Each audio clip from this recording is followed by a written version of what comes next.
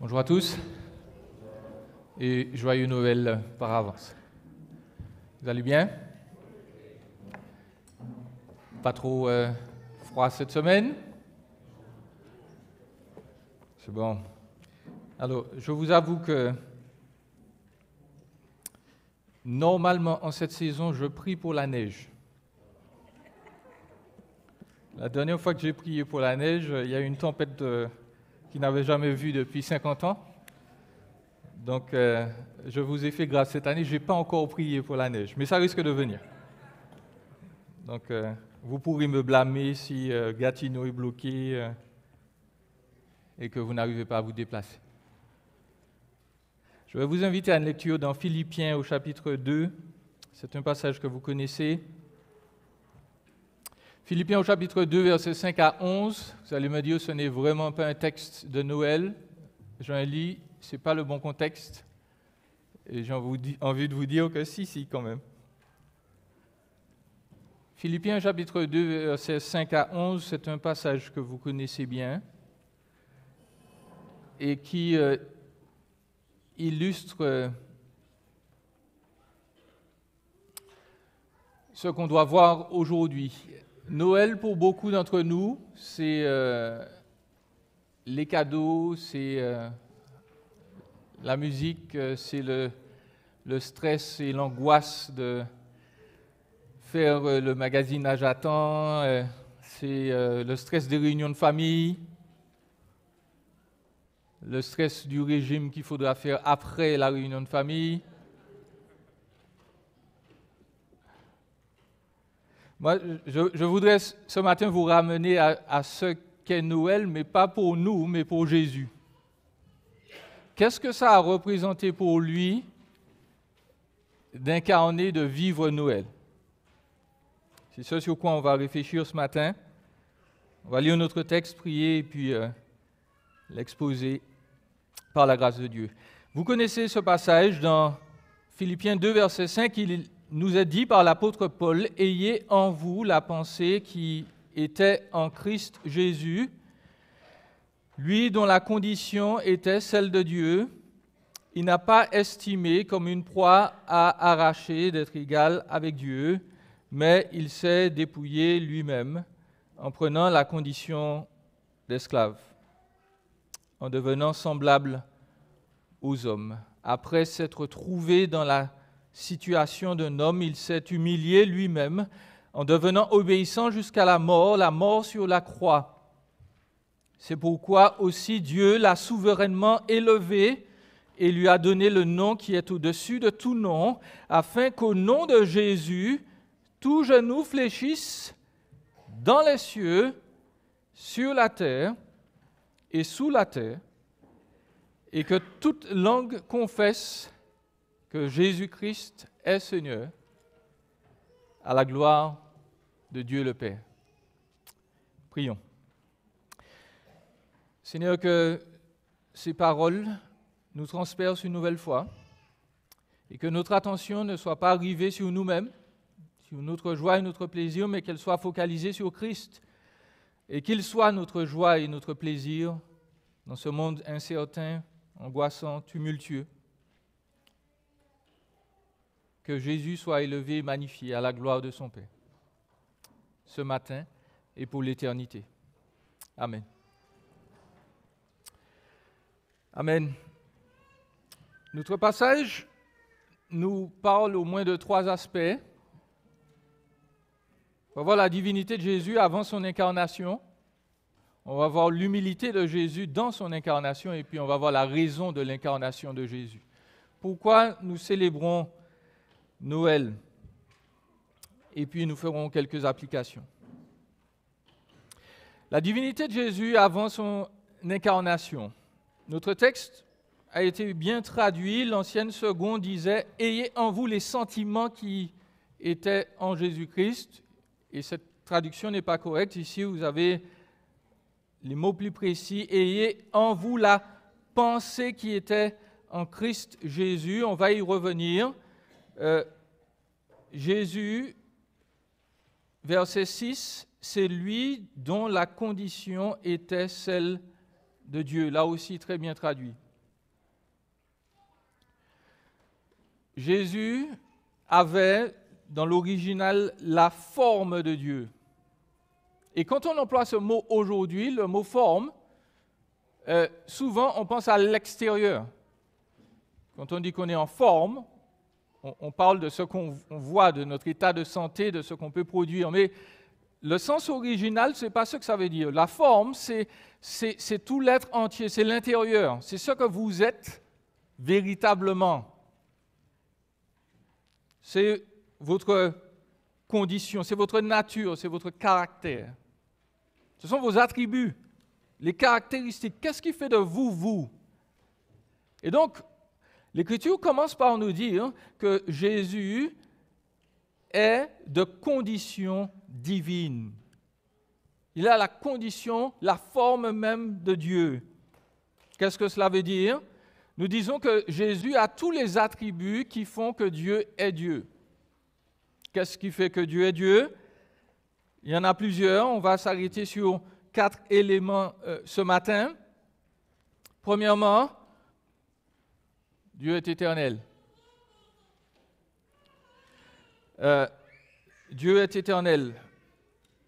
Vous savez que les êtres humains ne sont pas éternels. Les êtres humains sont immortels. Immortels. On ne meurt pas vraiment, vous le savez tous. Notre corps disparaît un petit moment, hein, mais Dieu va le faire revenir. Et puis surtout, notre moi véritable, notre âme, ne disparaît jamais. Il n'y a pas de sommeil de l'âme. Le jugement, on va le voir, ne vient pas éteindre notre existence. Nous sommes immortels. Nous avons un commencement et nous n'avons pas de fin. Mais Dieu n'est pas simplement immortel. Dieu est éternel. Dieu n'a pas de début.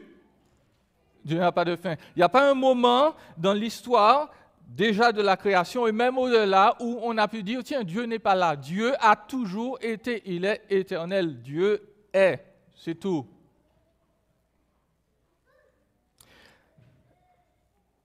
Deuxièmement, Dieu est omniscient. Nous disons que Dieu a la connaissance de toutes choses. Dieu n'apprend pas. Dieu n'est pas allé à l'école. Dieu sait tout. Dieu, il n'y a pas de chose qui soit en dehors de ce qu'il sait. Certains pensent de manière erronée en lisant certains passages de l'Ancien Testament que Dieu doit apprendre, qu'il ne connaît pas le futur. Ce mouvement s'appelle le théisme ouvert. Les gens pensent que Dieu est limité et qu'il est comme nous, il est en train de fabriquer des plans au fur et à mesure pour essayer de s'adapter à ce que les êtres humains font. Nous disons que c'est faux. Dieu déclare de lui-même qu'il sait toutes choses. Isaïe 44, il met Israël au défi de lui expliquer comment les choses vont arriver alors que c'est lui qui les met en place. Dans le chapitre suivant, dans Isaïe 45, Dieu dit, il y a un homme qui va s'appeler Cyrus et qui va délivrer Israël. Il le prédit 250 ans en avance. Ajoutons, Dieu n'est pas un super médium ou un marabout qui ferme les yeux, qui se concentre et qui dit je vois qu'en 2024, Jean-Élie va prêcher un sermon qui va endormir tout le monde.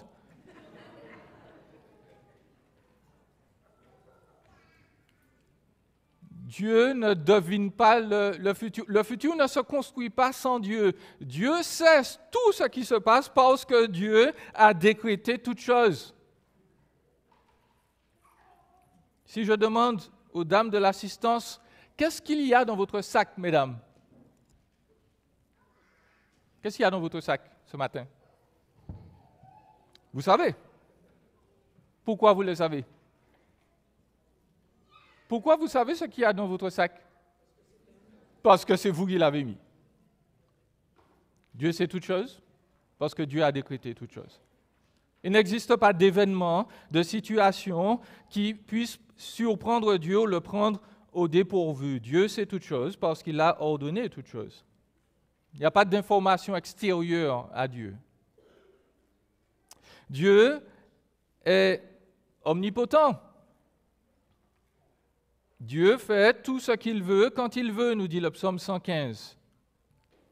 Dieu, quand nous disons qu'il est capable de faire toutes choses, bien entendu, nous acceptons l'impossible.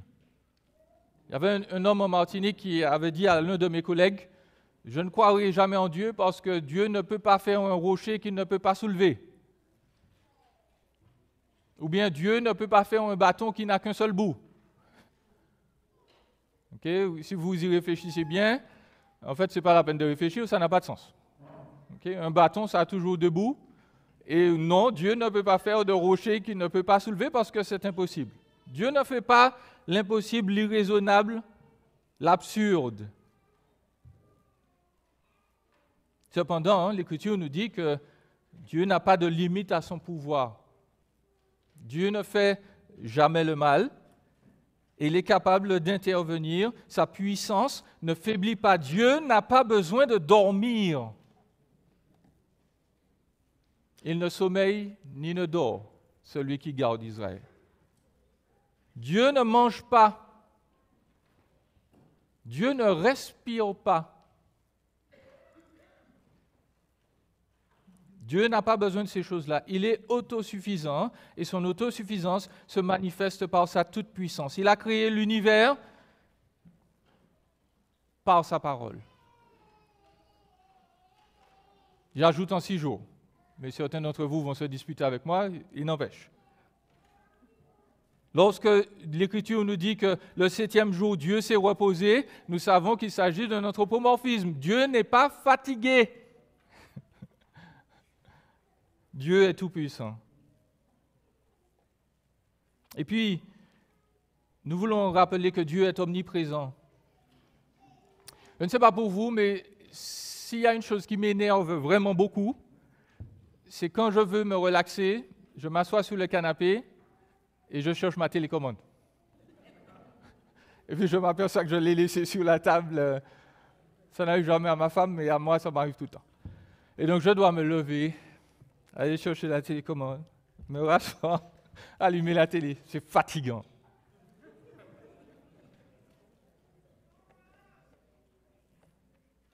Avez-vous déjà réfléchi, mes amis, que Dieu n'a pas besoin de se déplacer? Dieu ne bouge pas. Dans l'Écriture, il y a des images, encore une fois, où on représente Dieu assis sur un trône mobile qui est déplacé par la présence de ses anges. Ça, c'est pour nous aider à comprendre les choses. Dieu n'a pas besoin de se déplacer quelque part. Dieu est toujours présent. Psaume 139. Si je vais à l'est, je prends les ailes de l'aube là, tu es déjà là. Hein? Si je monte au ciel, c'est évident que tu es là. Si je descends même en enfer, tu es déjà là. En fait, c'est ta main qui me guide. Dieu ne bouge pas, mes amis. Dieu n'a pas besoin de dire « Oh, j'ai besoin de me déplacer, d'aller d'est en... » Dieu est présent partout à la fois. Salomon dit de Dieu dans 1 Roi 8, 27, « Les cieux des cieux ne peuvent te contenir. » Salomon a regardé toutes les étoiles du ciel le soir et il a réalisé par la puissance de l'Esprit que même l'espace que l'on dit infini, ce n'est pas le cas, que même l'espace ne peut pas contenir Dieu. Dieu est plus grand que l'univers entier. Dieu est présent partout. Il n'y a pas de domaine où Dieu n'existe pas. Il n'y a pas de domaine où le mal règne et où Dieu n'ose pas pénétrer. Dieu est là. Chers amis, Dieu est partout et il n'y a pas d'exception. Dieu est même en enfer. Certains lisent la parole de Jésus dans Matthieu 25 où il dit « Allez-vous-en loin de moi, vous tous qui commettez l'iniquité. »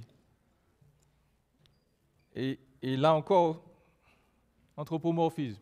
Jésus n'est pas en train de dire que vous allez partir et vous serez loin de Dieu. L'enfer, par définition, c'est le lieu où Dieu déverse sa colère de manière éternelle. L'enfer, ce n'est pas une marmite que Dieu a allumée et puis qu'il fait bouillir là de manière indépendante. L'enfer, c'est un lieu où Dieu est, et la seule chose que l'on voit de Dieu, c'est sa colère contre le mal. Et une colère qui ne s'arrête jamais. Pourquoi? Parce qu'on n'a jamais dit qu'en enfer, les péchés des hommes s'arrêtent.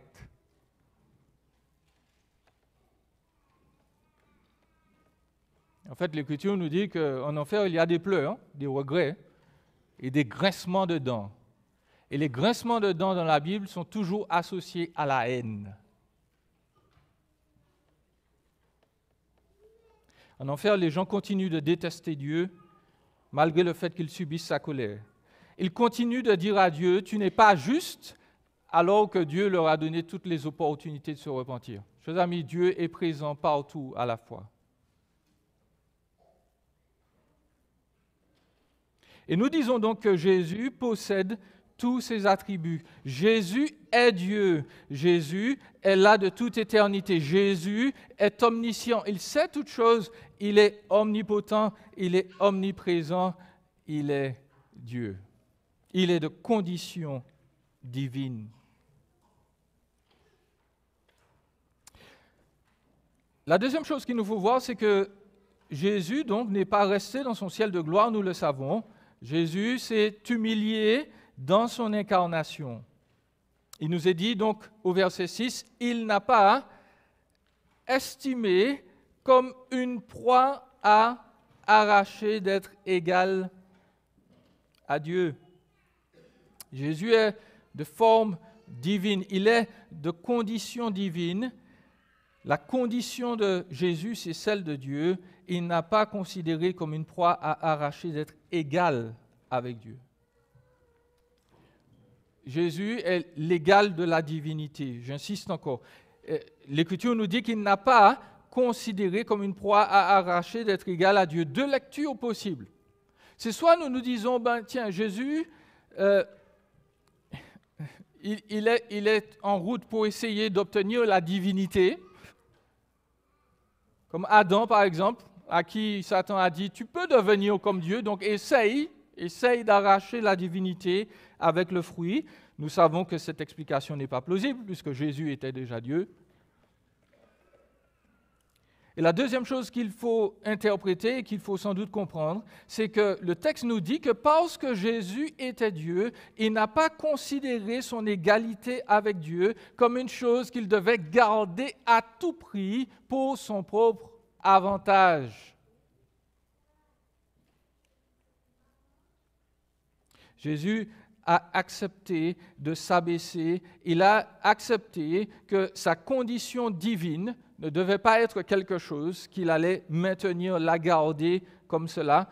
Il a accepté de s'humilier. L'Écriture nous dit qu'il s'est dépouillé lui-même en prenant la condition, et les anciennes secondes ou l'ancienne seconde est très généreuse, souvent elle traduit serviteur quand ce n'est pas le cas, la condition d'un esclave.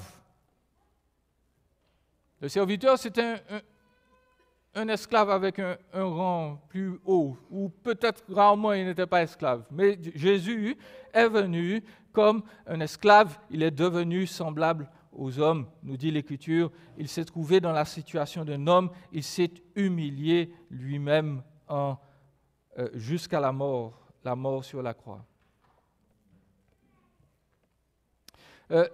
L'expression « il s'est dépouillé lui-même » a été mal interprétée aussi. Souvent, il y a beaucoup de personnes qui ont dit que Jésus, en fait, il a laissé sa divinité.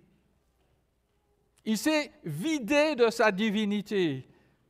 Ce groupe s'appelle la kénose.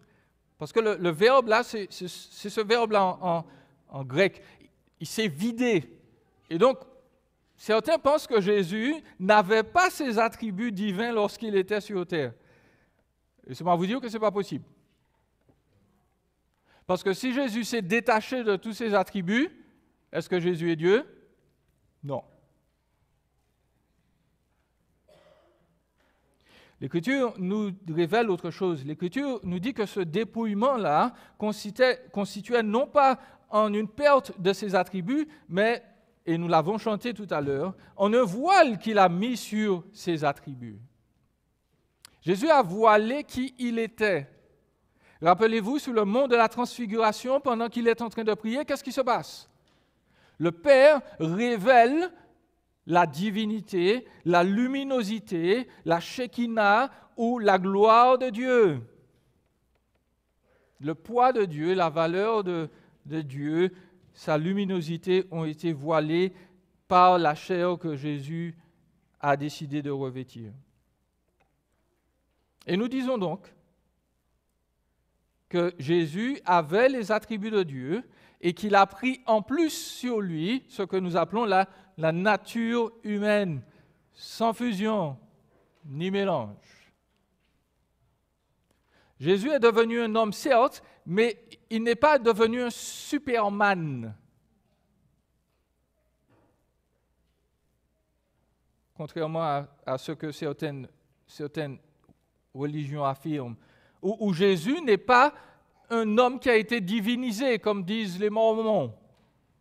Nous disons que Dieu a décidé de masquer sa gloire et de venir dans cette nature humaine qui a vécu des réalités que la divinité n'avait pas expérimentées ou ne pouvait pas expérimenter. De sorte que si nous disons que Dieu est éternel, nous disons que Jésus est quand même mort. Il a expérimenté la mortalité à travers son humanité.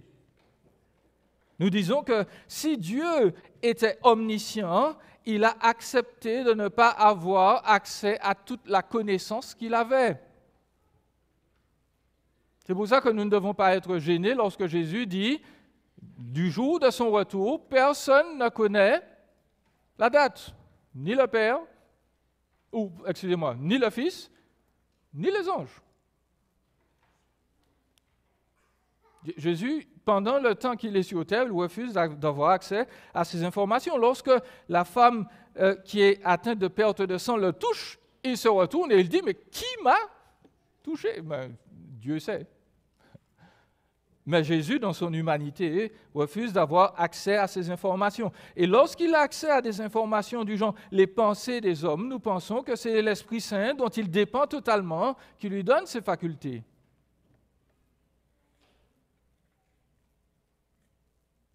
D'omnipotent, Jésus est devenu un bébé qui doit être transporté pour échapper à la mort. D'omniprésent, Jésus, Dieu accepte les limites d'un corps humain qui doit se déplacer, qui doit transpirer, qui doit souffrir.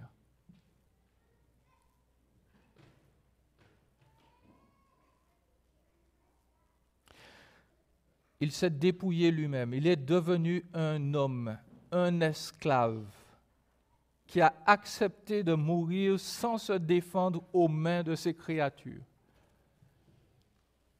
Jésus dit, j'aurais pu demander à mon Père 12 légions d'anges. La légion entre 4 000 et 6 000 soldats.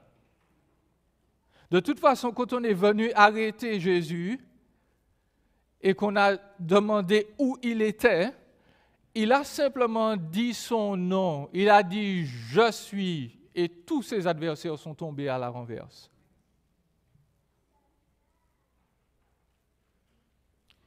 Chers amis, à chaque fois que nous réfléchissons à Noël, nous devons réfléchir au coût, au sacrifice que cela représente pour un homme comme Jésus, de vivre avec des gens comme nous qui sont denses, qui sont stupides, qui ne reconnaissent pas sa gloire, qui ne comprennent rien de ce qu'il dit.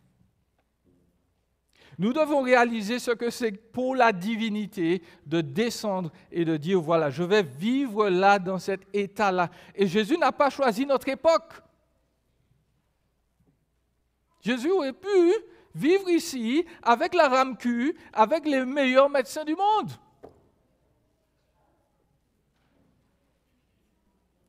Il a préféré descendre à Jérusalem, se faire réchauffer, non pas par une bonne alimentation électrique, mais par le souffle des bœufs et des ânes. C'est pour ça qu'on dit que Jésus est dans la mangeoire, vous vous rappelez? Il est né là dans une pièce normalement qui était la pièce commune. Et puis pour le réchauffer, le pauvre, on l'a mis là parce que les bœufs, ils dormaient en dessous, les gens dormaient au-dessus. C'était là son chauffage.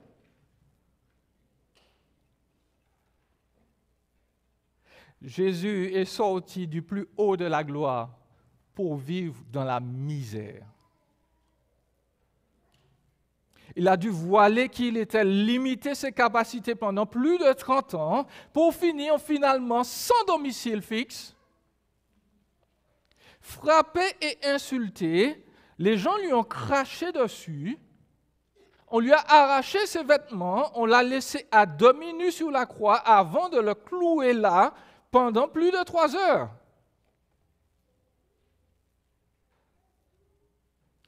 Chers amis, je vous aime beaucoup, mais si j'étais le créateur de l'univers, je n'aurais jamais fait ça. Pour aucun d'entre vous. Pour aucun d'entre vous. Je suis totalement honnête. Mais Jésus l'a fait.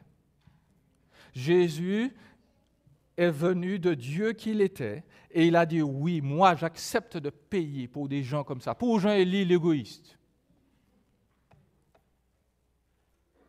C'est lui qui, dans son humanité, est devenu le responsable de cette nouvelle race humaine devant Dieu et qui a payé pour les coupables. Pourquoi insistons-nous sur son humanité? Parce que nous avons besoin d'un homme. Et je ne veux pas diminuer les femmes, mais nous avons besoin d'un homme. Parce que c'est un homme qui nous a mis dans le tracas. J'ose le rappeler à tout le monde, au cas où la mémoire échappée, parce que je vais blâmer les Antillais. Les Martiniquais, si vous demandez à n'importe quel Martiniquais dans la rue pourquoi on est dans le péché, il va vous dire « c'est Ève ».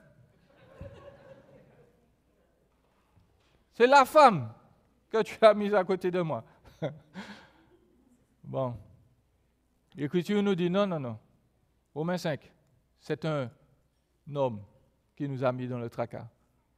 C'est l'homme qui était supposé être l'homme par excellence. C'était le plus parfait d'entre nous. Certains disent, mais ce n'est pas juste que je sois tenu responsable ou coupable parce que Adam a péché. Mais Adam, c'était le meilleur d'entre nous.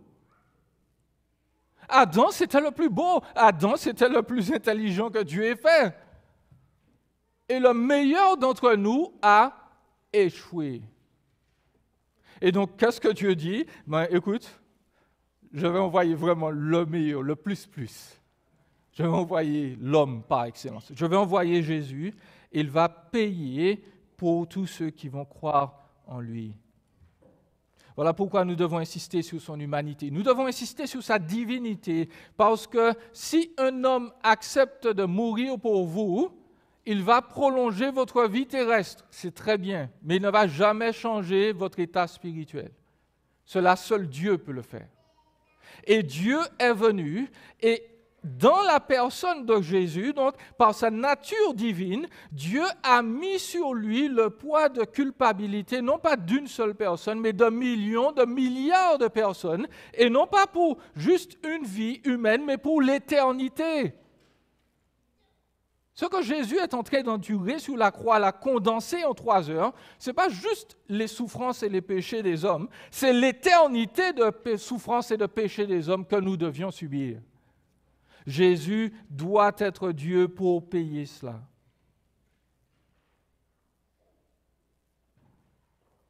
Et puis, si pour vous ce n'est pas encore assez extraordinaire, je voudrais rappeler que Jésus s'est incarné et que Jésus s'est incarné éternellement.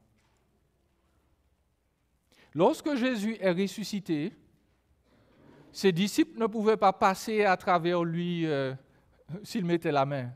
Jésus est ressuscité dans un corps. Jésus est ressuscité en tant qu'homme.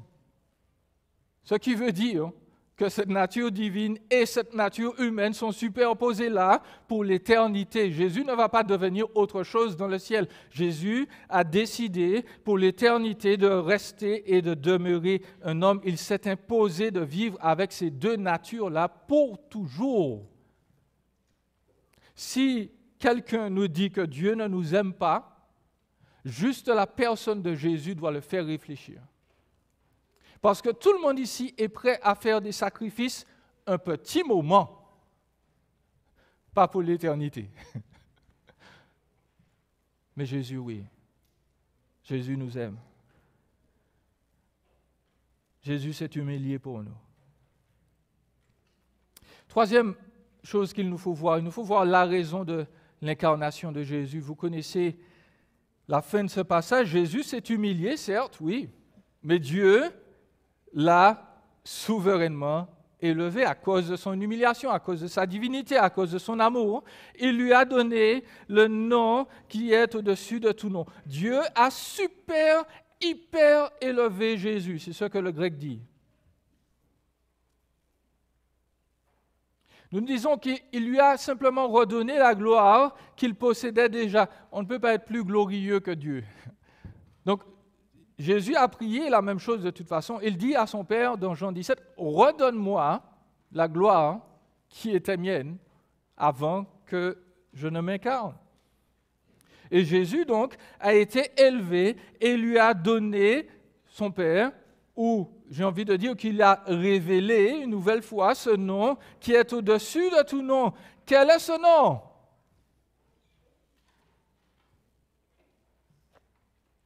Quel est ce nom? Ce n'est pas Jésus.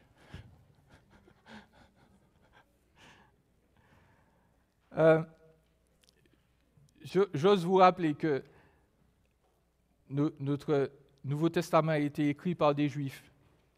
Quand un Juif vous dit le nom, de quel nom s'agit-il? Il ne s'agit pas de Jésus.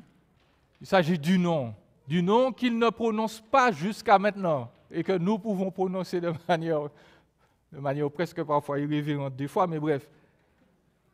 Le nom en question, c'est le nom Seigneur, Kurios. C'est le nom hébraïque qui se dit Yahweh.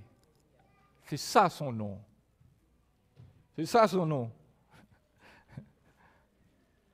Le nom qui est au-dessus de tout nom, c'est le nom de Yahweh, c'est le nom de Dieu même.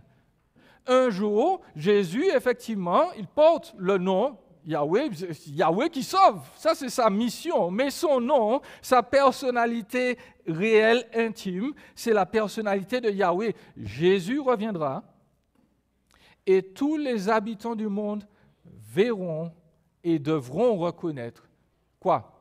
Que Jésus est Seigneur. C'est ça la problématique. Parce qu'il y a des gens qui croient que Jésus a existé. Hein?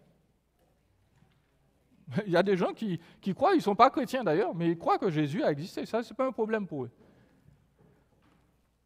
Mais nous disons qu'un jour, Jésus va revenir, l'histoire du monde va s'arrêter, l'atmosphère va se déchirer et physiquement, avec nos yeux, nous allons voir Jésus apparaître en grand vainqueur et ce sera forcément pour tous les chrétiens le plus grand événement de toute l'histoire de l'humanité après sa vie, sa mort et sa résurrection.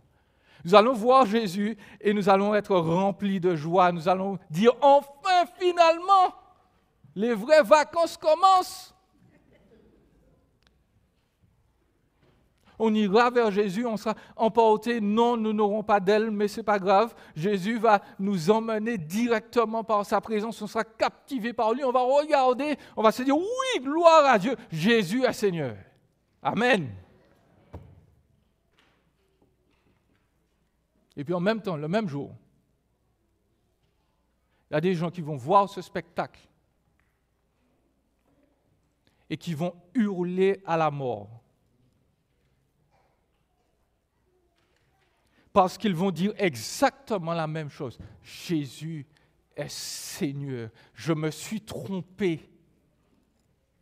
J'aurais dû lui faire confiance. Jésus existe. Jésus est Dieu. Et ces gens vont devoir se courber devant Jésus-Christ. Ils vont devoir dire à Dieu, tu es Dieu. Ils vont le faire avec effroi, avec horreur.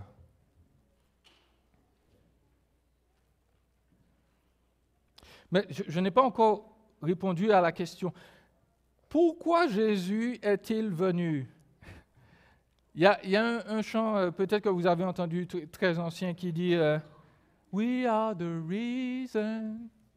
Vous connaissez pas ce chant? Nous sommes la raison du don de sa vie. L'auteur nous dit que nous sommes la raison du don de sa vie, nous sommes la raison des souffrances qu'il a subies. Au monde perdu, il a donné ce qu'il a pu pour nous montrer la raison de la vie. Le chant est très joli, vous pouvez le chercher sur Internet. Mais le chant n'est pas correct. Parce que nous ne sommes pas la raison. Nous sommes une raison. Une raison. La raison principale de la venue de Jésus, elle est là dans le texte. Pourquoi tout le monde doit confesser que Jésus, Yahweh qui sauve, il est Seigneur? C'est à la gloire du Père. La raison de l'humiliation de Jésus, de la faiblesse de Jésus, de la mort de Jésus, c'est la gloire de Dieu. Le salut, c'est un accident de la gloire de Dieu. C'est une cause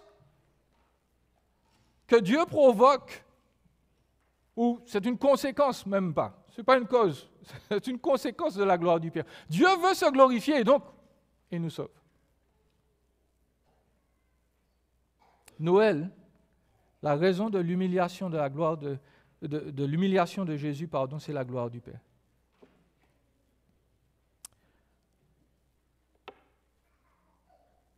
Il me faut terminer, je suis trop long. Je vous avais dit, Jésus avait déjà vu dans le passé que... Juste une application, et on va terminer. Noël, c'est un temps d'abondance, mais ça doit être un temps d'humilité. Noël, c'est un temps d'abondance pour nous, mais c'est un temps d'humilité. Nous devons avoir en nous la pensée qui était en Christ Jésus. La pensée, là, c'est le raisonnement. C'est employer ses facultés pour une planification minutieuse. Dans notre réflexion, lorsqu'on pense à Noël et lorsqu'on pense à notre vie en général, l'attitude de Jésus doit refléter ou doit être reflétée dans notre attitude. L'humilité de Jésus doit me pousser à ne pas me mettre en avant, à ne pas mettre en avant mes idées, mais plutôt à servir pour élever l'autre. Et cela ne veut pas dire que je ne m'exprime pas, que je n'ai pas d'idées, ou que je ne dise pas franchement aux autres, là je pense que tu fais erreur. Mais notez comment Jésus l'a fait. Jésus l'a même fait avec humilité. L'attitude de Jésus était pleine de grâce, de douceur, de sagesse. Jésus n'était pas tout le temps, la majorité du temps, explosif et colérique. Jésus n'a pas maudit les pharisiens toute sa vie. Il avait à la fin de son ministère. Après 3 ans et demi d'insistance, il dit aux pharisiens, bon, maudits soyez-vous, mes amis. Quand Jésus dit malheur à vous, c'est pas juste... Jésus dit, vous êtes maudits, mes amis. Mais il le fait après avoir parlé sans arrêt pendant 3 ans et demi. Rares sont ceux d'entre nous qui ont parlé à leurs amis, à leur famille pendant 3 ans et demi. Rares sont ceux d'entre nous qui ont eu la patience de se limiter, de limiter encore son opinion parce que l'attitude de Jésus les motivait. Jésus a accepté de se motiver pour l'éternité. Jésus a accepté de se limiter tous les jours. Et nous? Est-ce que nos avis ne méritent pas certaines limites? Est-ce que pour la gloire de Dieu, on peut se dire, là, je sais que j'ai raison, mais je vais m'arrêter là. Je vais laisser l'autre réfléchir. Noël pour Jésus, c'était ça. Alors pendant qu'on se réjouit, pendant qu'on mange, on boit en famille, rappelons-nous l'humilité de notre Sauveur. Rappelons-nous ce qu'il a enduré pour nous et rappelons-nous de vivre aussi dans la même humilité devant les hommes, pour la gloire du Père.